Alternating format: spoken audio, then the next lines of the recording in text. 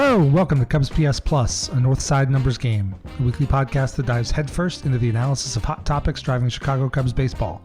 I'm your host, Mike Waller, a lifelong Cub fan, full-time baseball stat nerd, and sometime youth baseball coach. Thank you for being here today. I know you have a lot of choices. You can also find me on Twitter, Instagram, TikTok, and YouTube, all at CubsPS Plus, a spin on the baseball metric OPS Plus. If you can, please take 10 seconds and drop a rating or a review on Apple, Spotify, Pandora, Stitcher, or wherever it is you get your podcasts. If you've done that, thank you so much. Maybe you could share an episode with a friend. Just a few seconds on your end can help me get better and help other Cub fans find the show. You can also now help support the CubsPS Plus podcast by going to cubspsplus.patreon.com.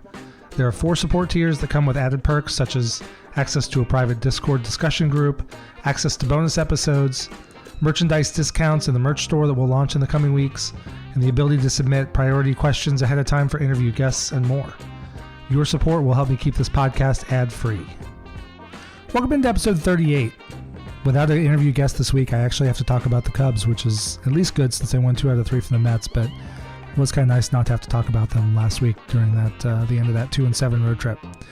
This week, we talk about the return of Kyle Hendricks, get into some bullpen discussion, and then get into what the fans are mad about, especially the curious case of Miles Mastrobuoni. Are you ready? I'm ready. Here we go. Oh, the Cubs. The Cubs, the Cubs, the Cubs. All the hope, all the dreams, all the torture. It's all the things all the time. And with this season, it seems to be steps forward, steps backwards, sometimes more forward than back, sometimes more back than forward. Over the last few weeks, we've gotten rid of Eric Hosmer. The bullpen is changing. We're seeing more young arms come up. We're seeing Christopher Morel get some run, and he's had a lot of success. This week, without a guest interview to kind of distract us from the main topic, I'm right back into all things Cubs. So this week was a big week. The Cubs came back home after a 2-7 road trip that did not go well at all. And the Cubs got the series win against the Mets. They beat the Mets the first 2, and then yesterday was Kyle Hendricks making his first major league start in about 11 months. And I thought I didn't see a lot of the game. I went back and watched highlights. I had a son that had a Little League game last night and some family stuff. And then I saw the score before I hopped into it and decided not to subject myself till the wee hours of the morning with a 10-1 loss. But I went back and looked at some of the highlights, and I thought Hendricks looked okay. I mean, you have to set expectations. This is not going to be 2016, 2017 Kyle Hendricks. He's not going to be a Cy Young contender with a sub-3 ERA. But he does look like a guy who can still throw strikes, get weak contact, and hopefully he can serve as a 5th starter. I've seen mixed reviews online and from the talking heads. I think a lot of people were pretty comfortable with his outing yesterday. Maybe the Cubs left him in a little too long, but he had pushed 80+ in his rehab starts, so 86 pitches doesn't really seem like a big deal to me, but I could argue it either way. The last inning was not successful, so maybe you let him end in the 70s and save him for his next start. But I've seen a lot of people thinking, hey, I saw elements of the old Savage Kyle out there. There are other people who were convinced he's washed. I'm not at all willing to declare that he's washed at this point. One start into a recovery after an 11-month shoulder injury. I think comparing and making any real determination based on how he pitched last year is short-sighted because he was pitching with that capsular tear in his shoulder. And when a guy's hurt, he's not pitching his best. So I need to see more from Hendricks. Hopefully he'll be successful in his next couple starts, get himself back up, and he can be that number 4 or 5 starter the Cubs need him to be. To the bullpen, I think we're seeing a lot of changing roles, and I think we're right on the cusp of maybe really changing the face of this bullpen. Go back and go through any one of my podcasts really since the start of the season, and there have been a lot of complaints about roster construction. Luis Torrens, Edwin Rios, Eric Hosmer, at times Trey Mancini, Michael Fulmer at times, choices made in the starting lineups every day. And a lot of the challenges have come because of decisions made when the season started. But this bullpen has really struggled. And if you look statistically, it's not actually a terrible bullpen. It's actually averaged just slightly above. Where they've fallen down is late in close games. We've seen that time and time again. The Cubs are 6-5, 6 successful conversions and 5 failures on save opportunities. Although some of those are those saves that get blown in the 7th, 8th inning that are not you don't necessarily think of as the closer losing the save. But where they've really fallen down is tie games late, or the Cubs are within one run and they have a chance to maybe make a comeback, and then the bullpen gives up 3. It just kind of torches the opportunity. So that bullpen, one thing it had been missing is swing and miss. We talked about that earlier. We talked about that. I brought Greg Huss on this show from Northside Bound in the Cubs on Deck podcast. He and I talked about it a few weeks ago. Getting more swing and miss in this bullpen is really important in those leverage situations. And I think we're seeing now Michael Fulmer has had his struggles. He's kind of recovered more being back in kind of that middle relief role, and I think he'll probably stick there for the time being.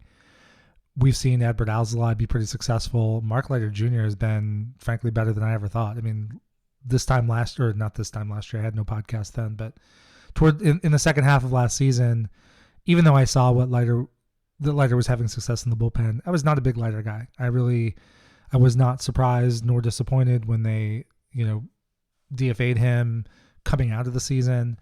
I was pleased that he was able to clear waivers and get assigned to AAA, and that he was going to stick with the Cubs because he does have success in the bullpen.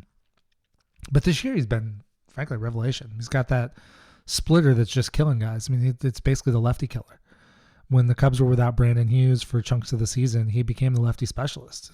He did it again the other night. He came in and struck out 3 straight Met lefties, heavily using that split. So that's been a really good pitch. So he's been great. So Alzolay and Leiter have been the 2 big successes in the bullpen.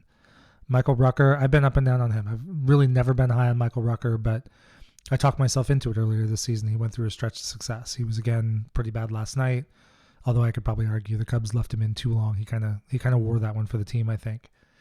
I'm really excited to see Nick Birdie. He came in. It's a great story. Chicago area, Illinois kid. Come in, had a rough first outing, but then had a good second outing, and gets the ball up there 99, 100 miles an hour.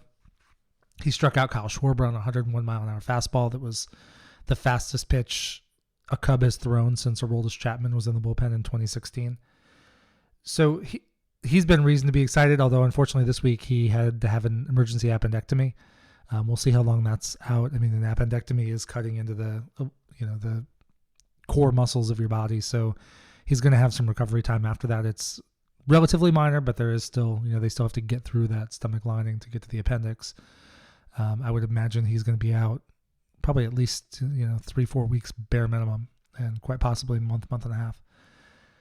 So hopefully he can come back. But Jeremiah Estrada has pitched pretty well. If I'm going to point out to a negative on Estrada, it's just his fastball. His walks have been a little bit up, but then his exit, when he gets hit pretty hard. But that strikeout rate, man, he's 43% strikeout rate at this point. That's exciting to have in that bullpen. And Ross has said he's going to come up and start getting more leverage. And we saw that against the Mets. I mean, he came in the other day with the bases loaded and nobody out. It was the 6th inning, but I don't care what inning it is. You come in a close game with the bases loaded and nobody out. I mean, that's a leverage spot. He came in and he got out of it, just allowing the 1 run. That was great to see. Julian Merriweather has been throwing really well lately. He's another guy who probably needs to start seeing more leverage. He throws hard, gets it up 98, 99. We've talked about him a couple times on the show.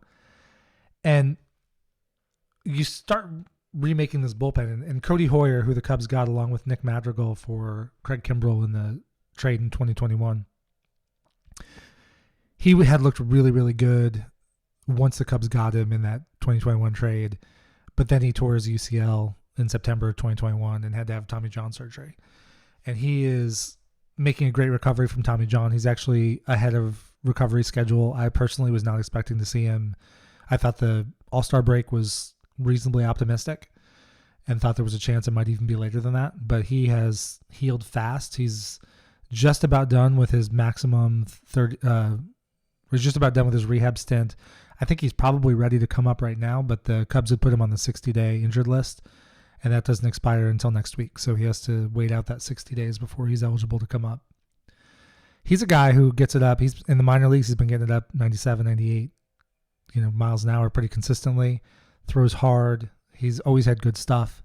I wouldn't expect him to come in and be the Cubs' lockdown closer day one as soon as he's back. I mean, you look at a number of guys, look at pretty much everybody that's had Tommy John surgery. A lot of them do come back and maybe even come back stronger than they were before. But when they first come back to baseball, when they first come back to the bigs, they just don't quite have that feel. He hasn't pitched in a major league game since September 2021. So he's going to have his adjustments. He's going to have his, kind of getting used to things, reading hitters again, getting feel consistently for all his pitches. But he's checked off all the boxes in the minor leagues. He's pitched regularly. He's pitched on back-to-back days. He's gone more than an inning. So far he's checked all the boxes without setbacks. So, knock on wood, hopefully he's able to get back here soon. And again, that's another power arm that gets a lot of swing and miss to put at the end of that pen.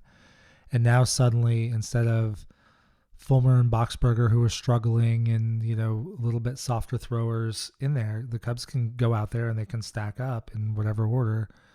Alzolay and Leiter and Hoyer, hopefully Nick Birdy when he comes back, Jeremiah Estrada, Julian Merriweather.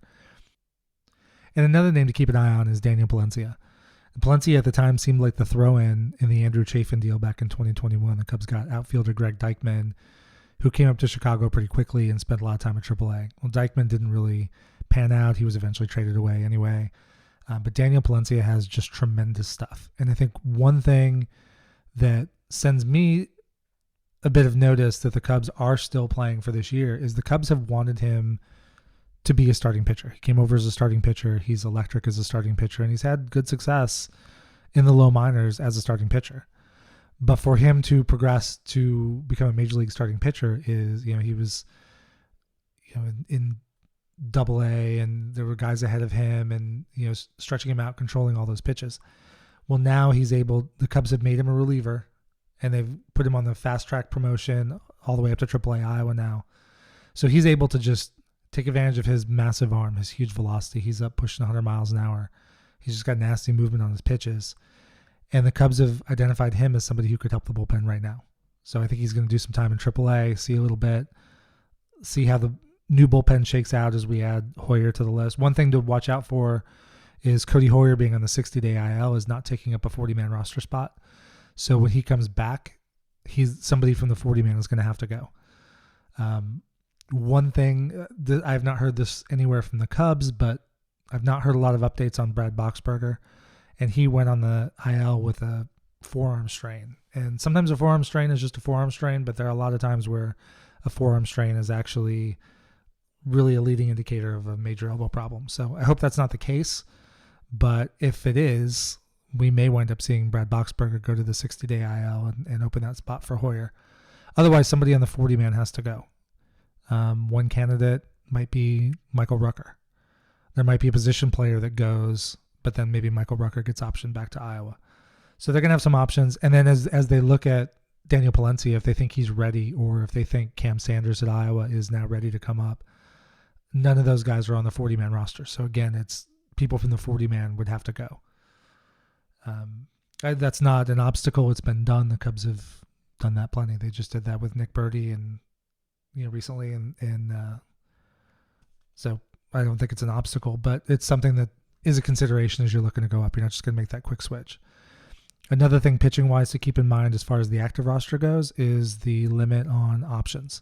So the way options work is players get 3 what are called option years that would allow them to be optioned from the major league roster to the minor league roster. Last year, Javier Assad came up, and once he came up, he stayed. So he was never optioned back to Iowa, so he did not use an option year there. He has this year, and that's fine. He gets 3 of them. But within each option year, you can only go down 5 times. And the next time that Javier Assad goes down will be the 4th. So after the 5th time, the player has to go clear waivers. And I don't think Javier Assad is a guy at this point that would clear waivers. So the Cubs are going to have to carefully think about how they use him. If they do send him back down soon, then he may just have to stay down there for a while.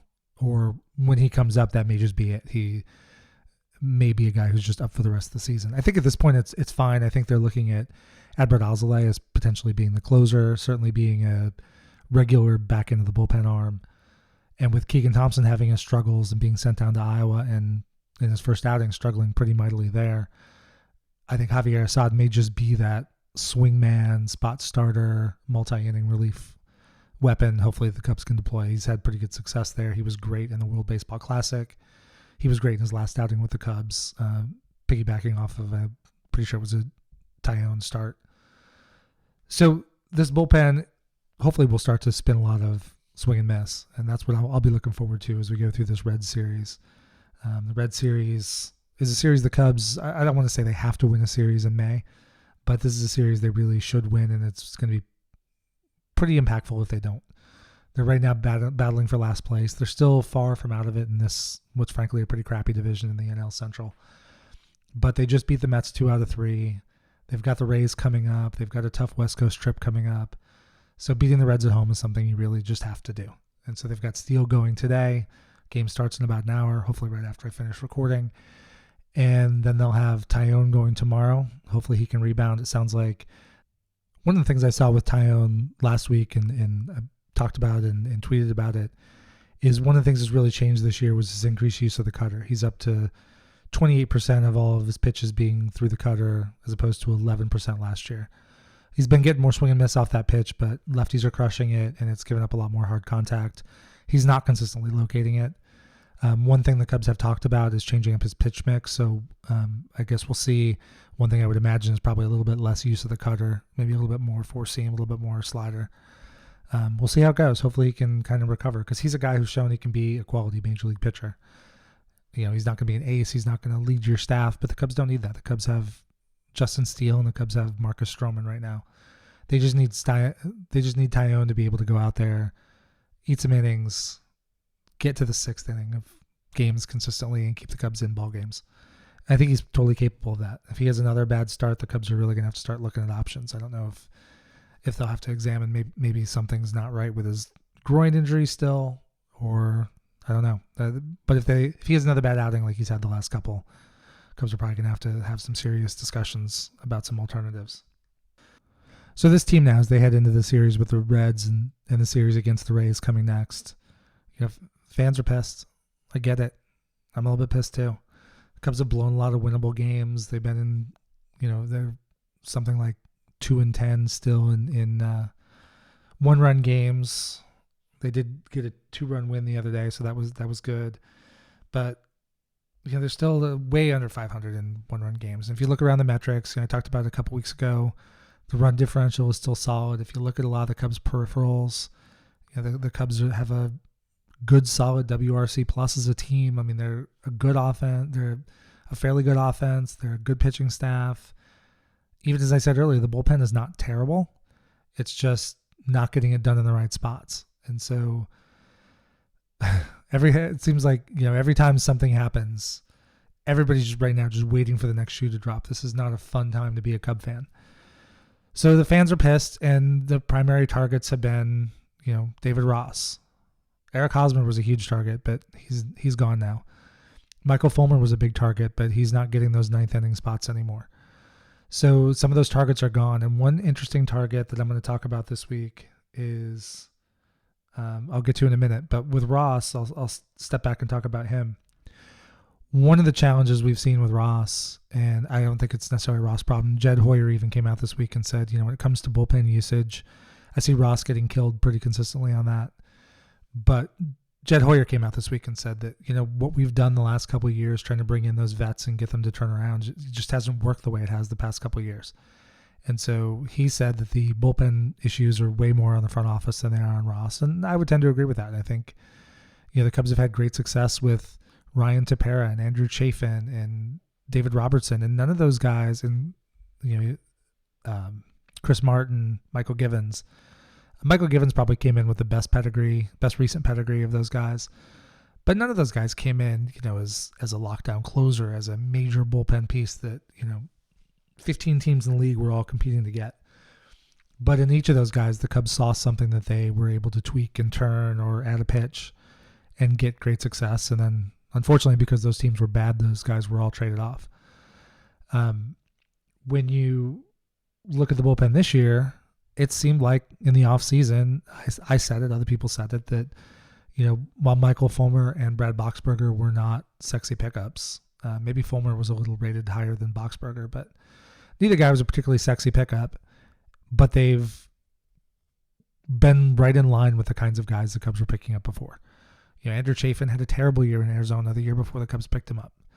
David Robertson kind of came to Chicago to rejuvenate his career. He's mid-30s, and he had been fading in performance, and whatever was the Cubs did work last year, and he's continuing it on this year.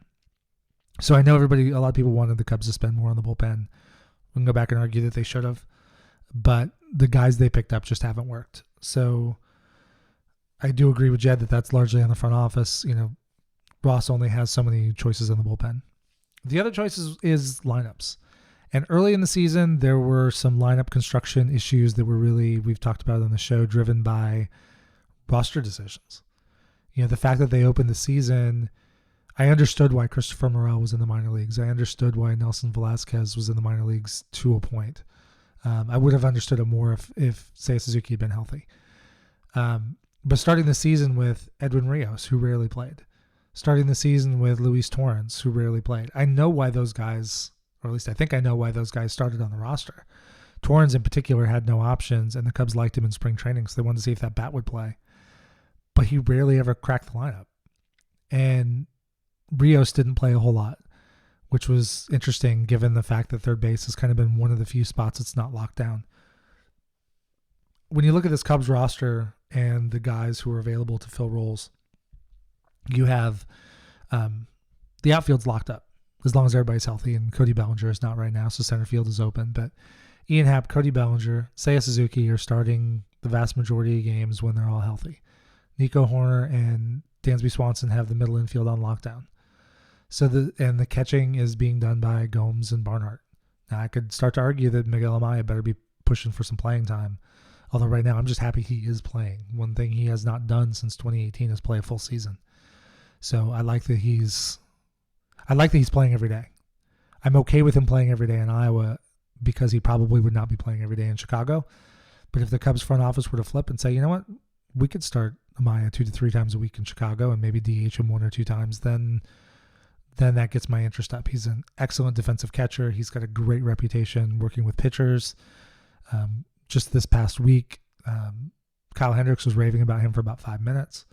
So you know that there's a lot of quality there, and he's just crushing the ball in Iowa. So I'm all for bringing him up, but he has to be playing more often than he's not. He's got to make up that lost time and stay fresh and continue to work on those skills. But so that really only leaves, kind of a rotating DH, first base, and third base. And even first base now, the Cubs have decided to make the move to Matt Mervis. And I know he's been struggling, but at this point, he really has very little to prove at AAA. So I think he needs to get a little bit longer run in Chicago, even though he's been struggling. There have been some games where he's looked really good. I mean, he had a homer and a hard single the other day. He's had a bunch of loud outs, but he also has times where he is just lost at the plate. He's bailing out and whiffing on sweeping sliders away from him. One thing I think the Cubs maybe should do is maybe start slowing down how often he plays against lefties.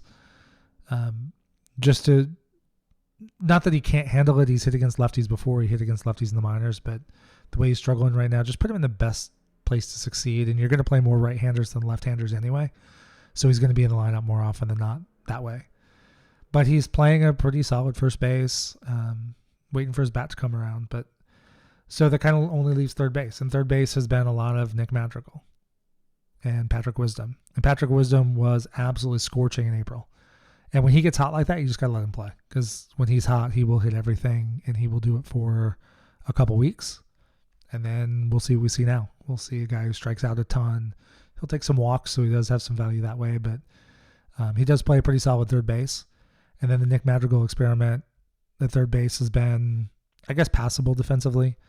He's okay. Some of his metrics look okay because he's not making a bunch of errors over there.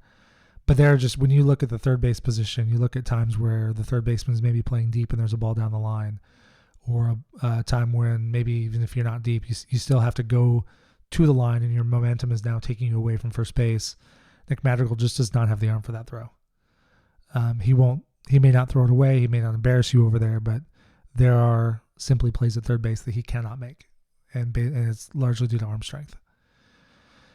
So this week, we saw a couple moves. We saw a lineup the other day against Kodai Senga where Ross decided to go righty-lefty, righty-lefty. So we had Tauchman in there. We had Miles Mastrobuoni hitting second. And one thing that I discovered this week that I hadn't necessarily expected to see was the amount of absolute vitriol out there that's still there from Miles Mastrobuoni. So Miles Mastrobuoni is going to be the talk today. I don't understand why fans hate him so much.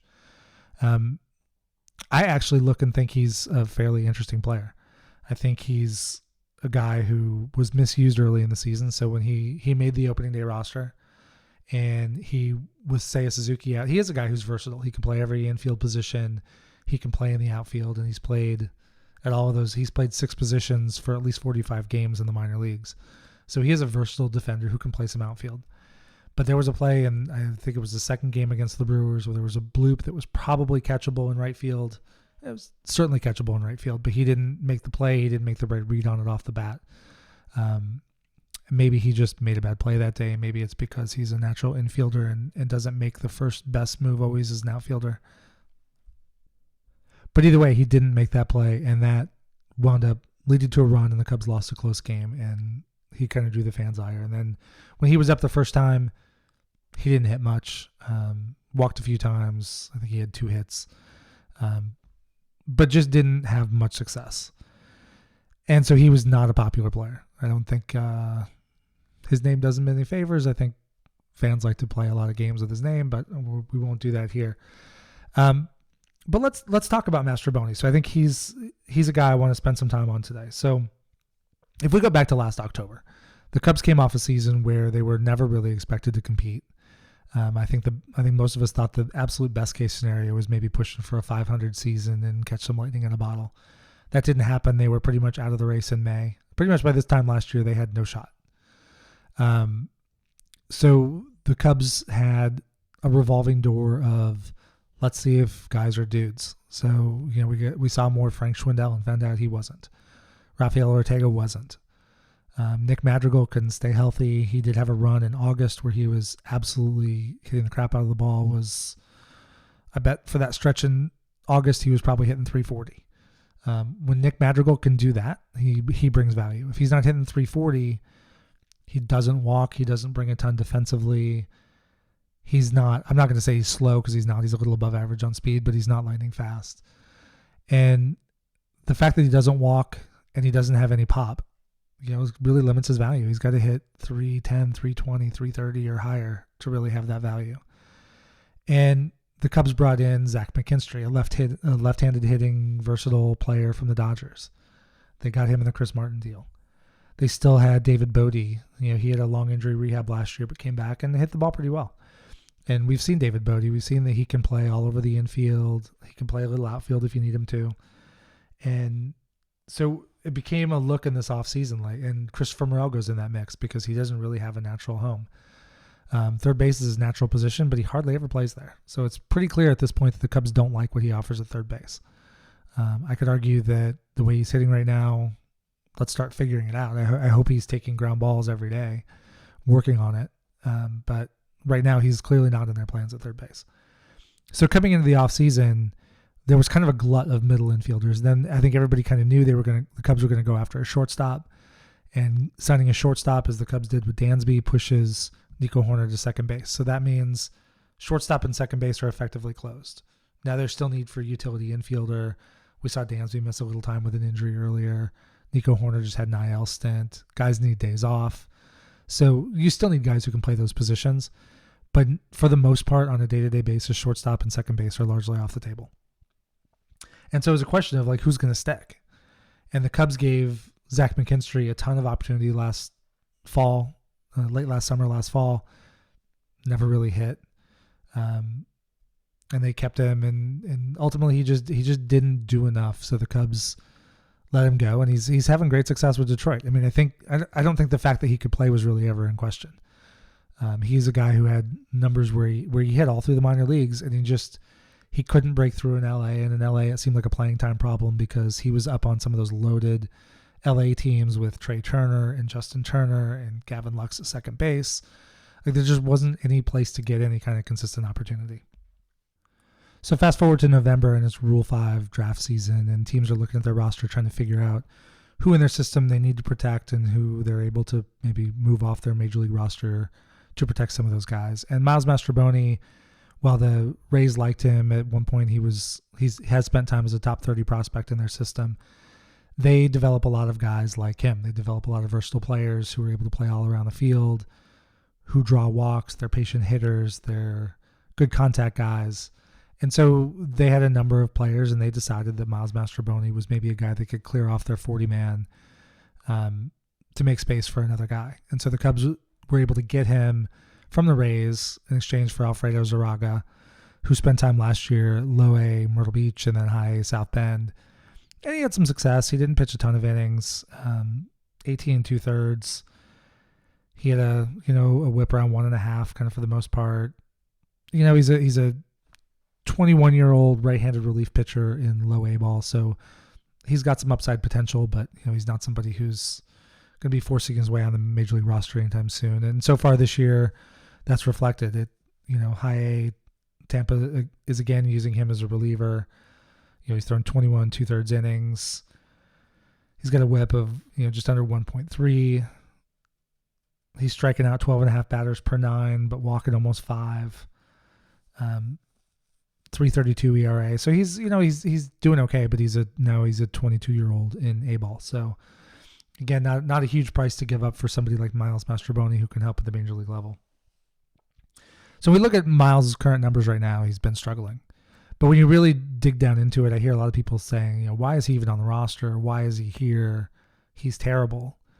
The reality is, and we'll talk about this more in a minute, but he has as of yesterday, he had 60 major league plate appearances, period. He had 17 with Tampa late last season, and he's had 43 so far with the Cubs.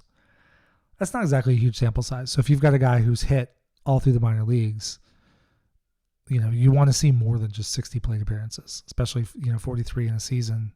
So whatever we're judging him on with the Cubs, it's not even 50 times up to bat yet. So where, I think with Mastrobuoni, I think the hate comes from a couple places. One, I think he was horribly misused, and it's not his fault in the early part of the season.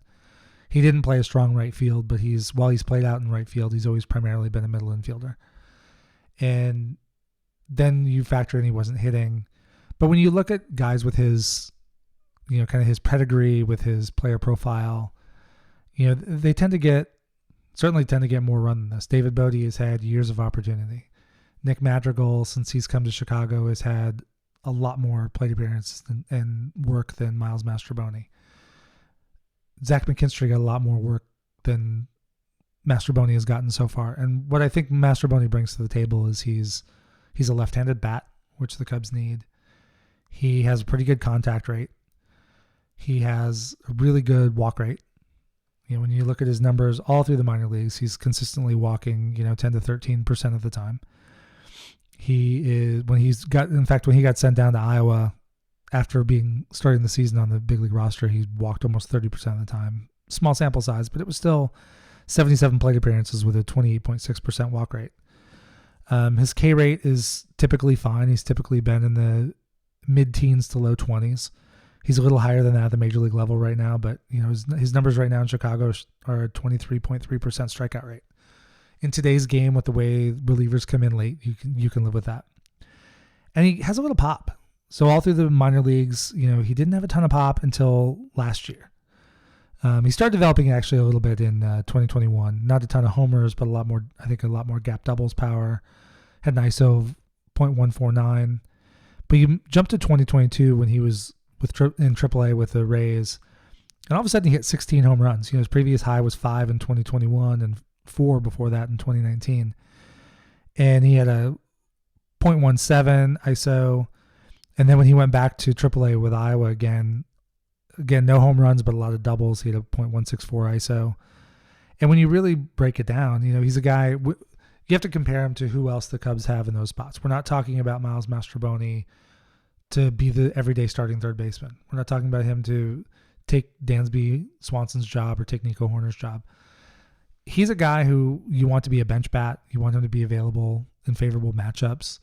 You want him to be able to go in and hit the ball, take a walk, maybe pop a double, occasional home run, play some good defense, steal a base, because he's fast. He's fast. He's a good eye. He's patient at the plate. He's got a little bit of pop. Certainly that's where I look at Nick Madrigal, and I think that separates there. I think Mastrobuoni is a better glove.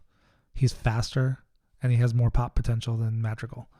Now, Madrigal is always going to have a lower K rate, but Mastrobuoni is going to take far, far more walks, and that gets to that point where I said earlier, for Nick Madrigal to have that kind of top-end value, he's got to be hitting 320, 310, 320, 330 to make up for the fact that he doesn't walk, and he doesn't give you a lot of pop, so you're not getting a lot of doubles out of that.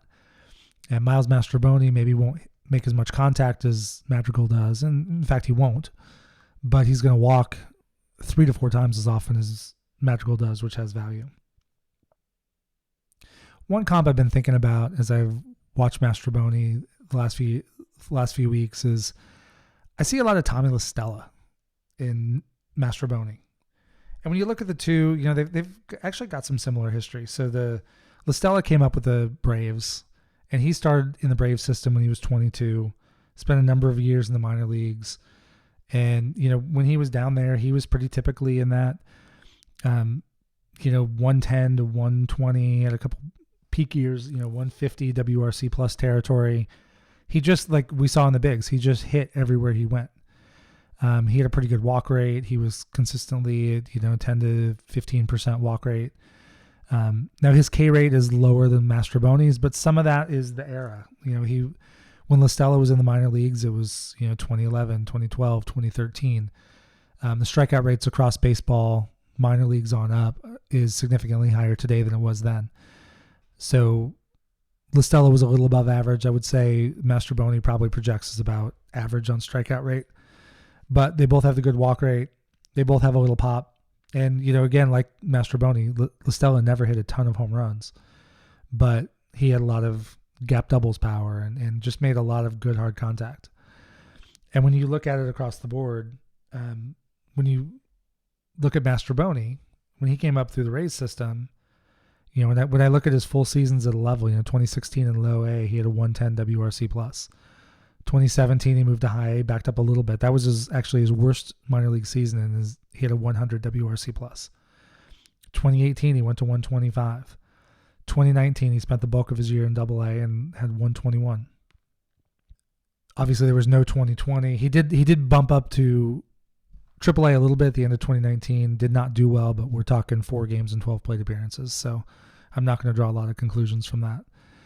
2021, after COVID was over and minor leagues were back, he went to Double A and had a 129 WRC plus, and like I said earlier, upped his power really kind of for the first time in his career.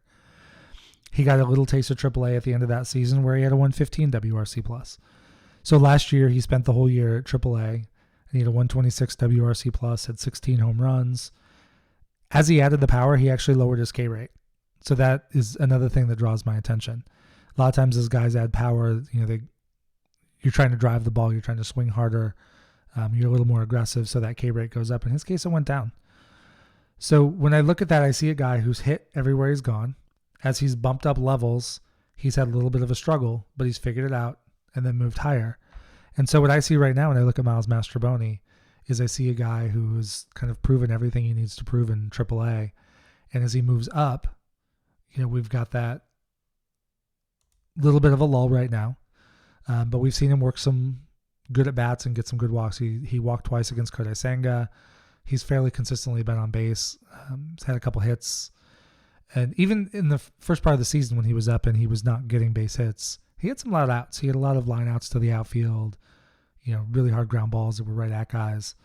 And again, I've talked about it before, hard hit, exit velo is not everything, but it is something. When you hit the ball harder, the defense naturally has less time to move, so they can cover less ground. So it does create more holes on the field for the ball to get through. And when you compare him to La Stella, La Stella had those similar WRC pluses. But then when they first came up, so, right now, Mastrobuoni is struggling, but he is walking, 10, 11% of the time. His strikeout rate is 20, 25%. When you look at Tommy La Stella, when he came up, he was walking about 8, 9% of the time. So the Cubs, La Stella had a little taste of the major leagues in 2014, kind of like Mastrobuoni did with Tampa last year, although La Stella had a little bit more exposure with the Braves in 2014.